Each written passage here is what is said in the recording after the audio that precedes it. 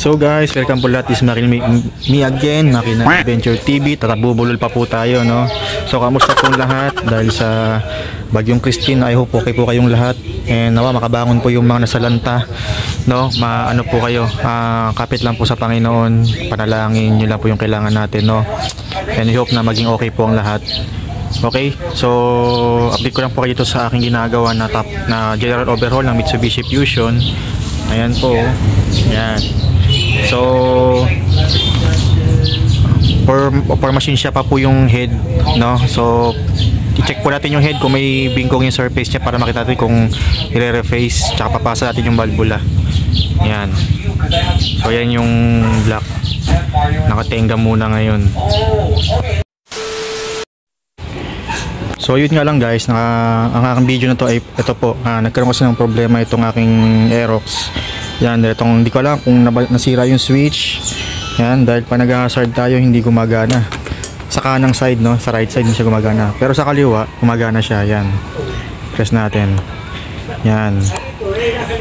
Pero pagka sa kanan, ayaw. Minsan gumagana, minsan hindi. Yan, ayaw. So check natin kung anong problema nito, no. Kung nabasa ba, kinalawang yung loob, check natin kung may naputol na linya or mechanism, check natin. Patanggalin natin itong kanyang switch assembly dito sa left side. So yun guys, tatanggalin natin yung ating switch assembly. Yung dalawang tornilyo lang po yan dito sa likod. Yan, pakita ko sa inyo. So mahugot nyo na po yan pag nahugot yung screw dito, tsaka dito sa baba. Yan, may screw po yan. So na-repair ko na po ito, so okay na. Ang naging problema lang siguro dahil nag-uulan ngayon at nababasa. Ayan, so nagkaroon ng teka, hindi makita.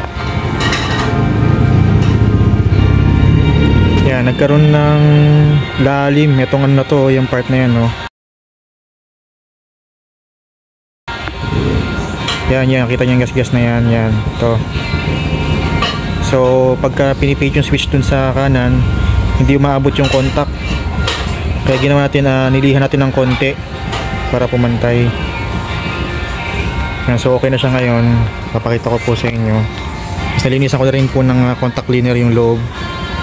Tapos lagyan natin ng grasa, no, para pag nabasa siya ulit hindi siya nakapekto dun sa mga contact. So tingnan natin ngayon. Yan. So ito yung left. Yan. Magana na siya.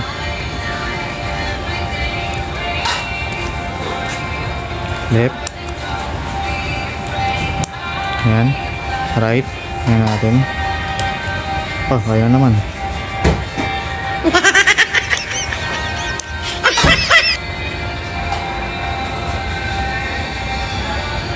Loko, epic fail ah. Ayan, gumagana na. Naglulus lang talaga yung contact. Pero okay na po yan. Isa pa. Ayan. Hindi lang kasi nakaayos yung bahay niya. Kaya tumutulak itong switch na to. Hindi may mabuti. Ayan. Ayan. So isa pa. Okay. So ganun lang, ano, wag nyo muna pong desisyon na napalitan kagad yung inyong mga switch assembly. Check nyo muna, baka loose contact lang or something na may putol sa wire. Check nyo rin po yung mga contact kung may kain, no. So gagrasahan natin tong part na yan para hindi magkaroon ng friction, hindi lalong lumalim yung contact dito. So yun guys, nagkasahan na po natin. Ayan. So babalik na lang po natin yung switch assembly, no. Ipa-plug na pa din sa motor.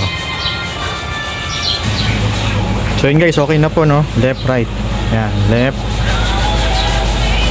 Okay, right. Yan. So ganoon lang mag-ayos ng mga switch, no.